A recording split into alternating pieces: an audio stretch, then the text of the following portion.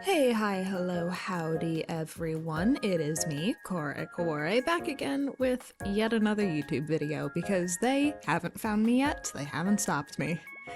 This week I didn't really have anything specific in mind. I had another video that I was planning on making, but I ran into a bit of art block. Some of you may have seen my most recent community post where I said that we were gonna have a little bit of a chiller video this week because of it, and that is true. In this video, I just decided to record my process of what I do whenever I'm experiencing a little bit of art block.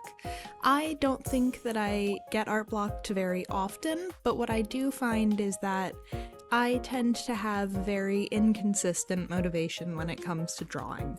I used to be the kind of person that could finish a single piece in an hour tops, and in the past couple of years, as my style has developed more and gotten more complex, that has changed. And so I've had to try and figure out how to adapt and figure out how to become the kind of person that can take multiple sittings to finish one art piece without just leaving it unfinished.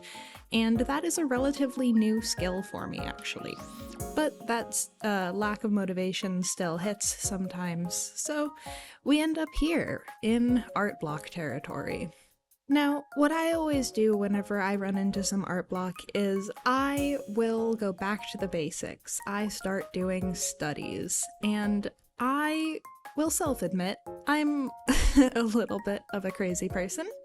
I like doing hand studies. I think that hands are very, very interesting to draw, and I definitely understand the frustration with drawing hands. There are too many poses for them to be in, and they're very delicate and complicated, so it's really easy for them to look wonky. But I think that is part of why I like doing hand studies so much, because when you draw them right, they look good. And I have found that hand studies are one of the easiest things for me to go back to consistently. I really I mean, you're gonna hear me harp on this a lot. I have so many pages in my sketchbooks of just hand studies that I've done, and you know, I think that hand studies are honestly just a pretty good way to get better at drawing hands. And also when people look at your sketchbook, you know, if they see over your shoulder, or if they see you drawing while in public and they see that you have a full page of hands, I mean, they're gonna think you're a little bit weird, but they'll also be like, oh my gosh, wait, you can actually draw hands? And they'll be pretty impressed. It's pretty much happened every time someone has seen that I have a lot of pages of hands. So I did some hand studies to start this off. I tried not to stay drawing hands for too long because that is, I think, my comfort zone when it comes to studies, just because of how often I end up drawing hands when I'm not sure what else I should be drawing. But I decided to just do it as a warm-up. You know, I tried to find a couple more complex poses so that it would still be a little bit of a challenge, but not so complex that I would get super frustrated with it. And there are even more on the page before, which you won't see in this video, but you may see if I decide to do a sketchbook tour of any sort in the future. You can also see that I had some expressions practice up in the corner. I had done a previous page of just various studies and sketches before I decided on making this my video for the week because, you know, I really do just like going back to the basics whenever I am feeling a little bit of a dam in my creative flow. So these hand sketches aren't super interesting. You can see in a couple of places that I'll make a note of where I think I need to improve. I'm not sure if it's gotten to that yet, but there's one sketch where you can see that I note that the pointer finger should be longer, the thumb should be a little bit shorter, but on the whole these are just notes so that I can improve my critical eye in tandem with my actual artistic skill. I think that improving your critical eye is one of the more overlooked aspects of the creative journey, and I really think that it's a valuable skill to have because improving your critical eye not only improves your artwork, but it improves your relationship with art as a whole. Now, what do I mean by improving your critical eye? I mean being able to look at a piece and not only say, I like this, or I don't like this, or I think this looks off, but being able to articulate why. What do you like about it? Is the shading nice? Do the colors go together well? Is the anatomy particularly good? Is the posing or composition particularly interesting? That sort of thing. Hi, editing Corey here to say that I am very, very sorry that my sketchbook gets out of frame, progressively more out of frame as this clip goes on, and I'm drawing that top row of poses that you can't really see because my sketchbook got out of frame. I was balancing my phone on top of my container of rice with a binder to keep it from falling off under its own weight. So this very scuffed setup, I did not see that my phone was not properly recording the top row of poses in this. You might see them when I flip the page over, but I am so sorry about this. I will try to do better next time. I'll try to at least check and make sure that my phone can see everything. Back to video, Corey.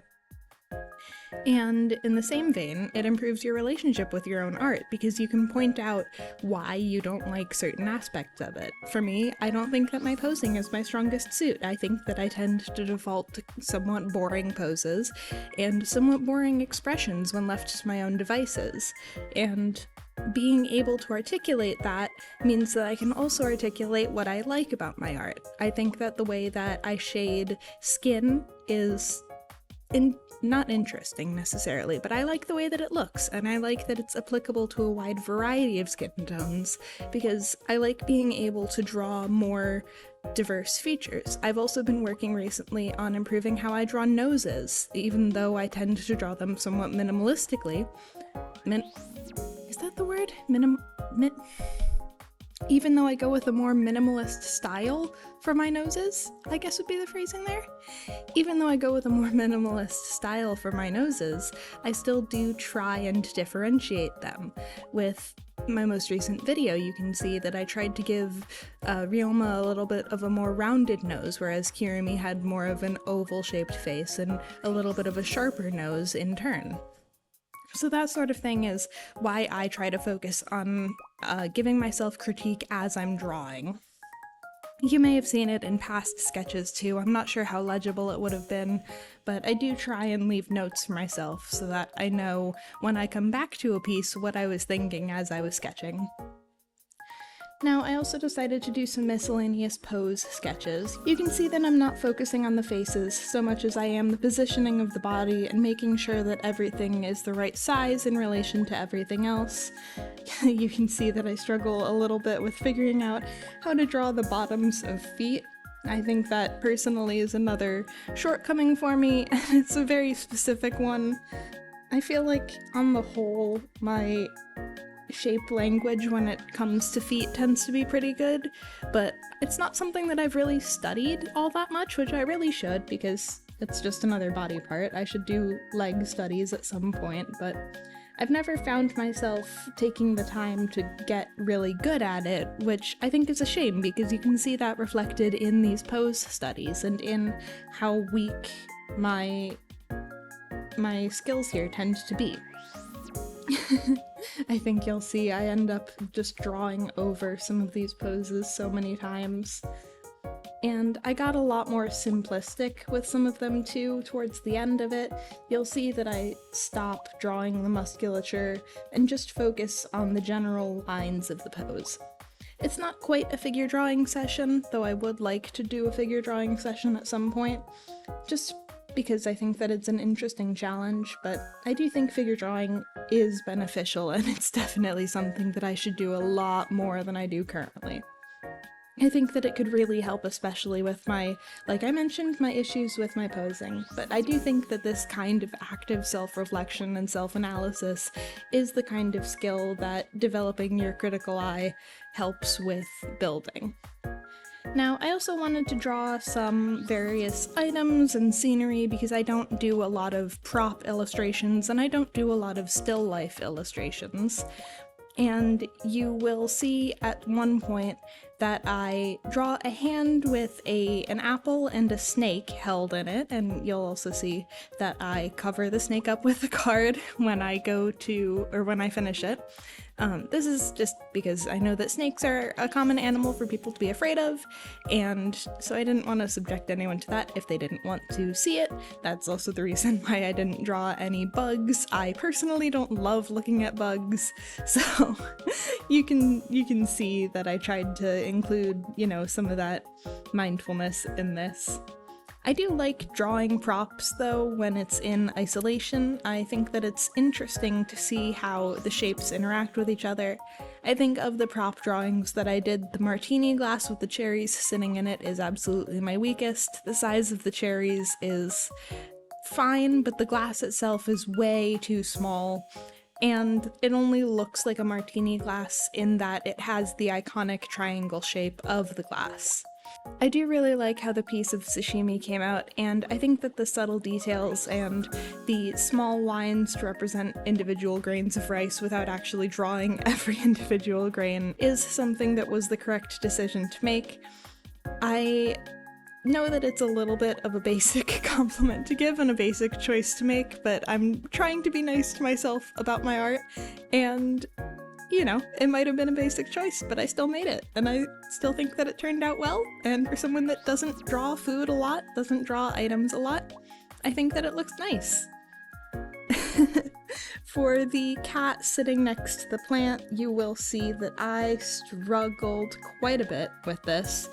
I don't draw animals a whole lot, despite the fact that I have 3 pairs of wings.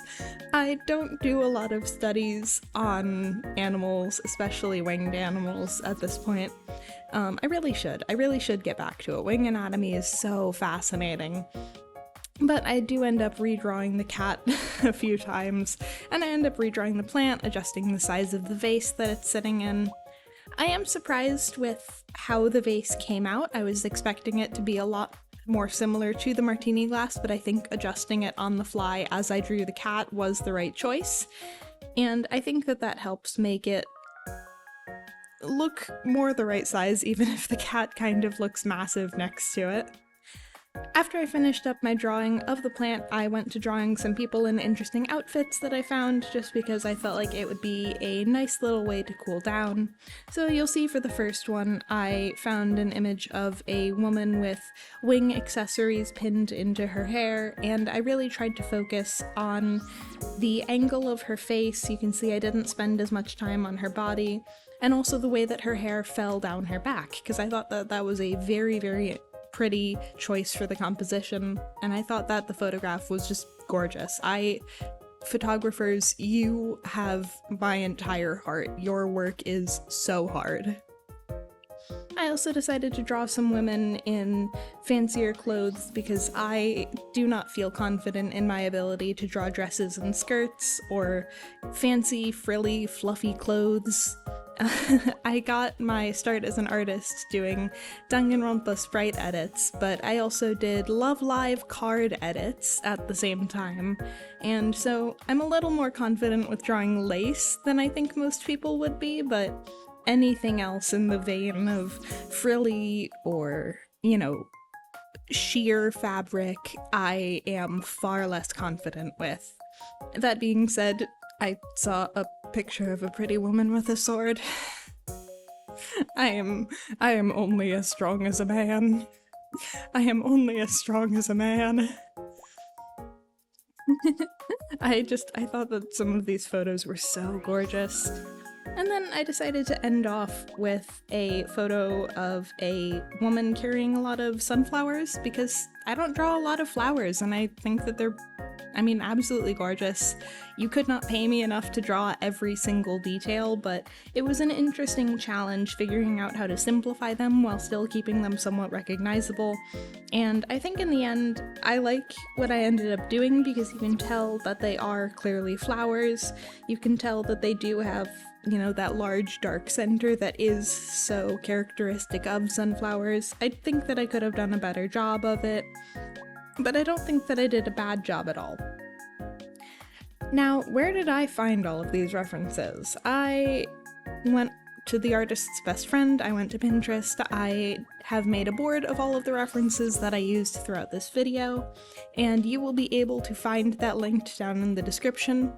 A warning in advance that there will be the photo with the apple, the hand, and the snake in it on that board, as well as photos of food if that's something that anyone finds upsetting, just so that you guys can have a heads up. Also the cat photo. It felt like a fair warning to give. I tried not to choose anything too grotesque, too gory, or anything with a lot of bugs or animals that would potentially be upsetting for people because, you know, if I wouldn't want to run into it on a random Pinterest board, then I don't want to subject anyone else to it. And I tried to keep in mind what are some of the most common things that I've seen people be bothered by, so heads up on that.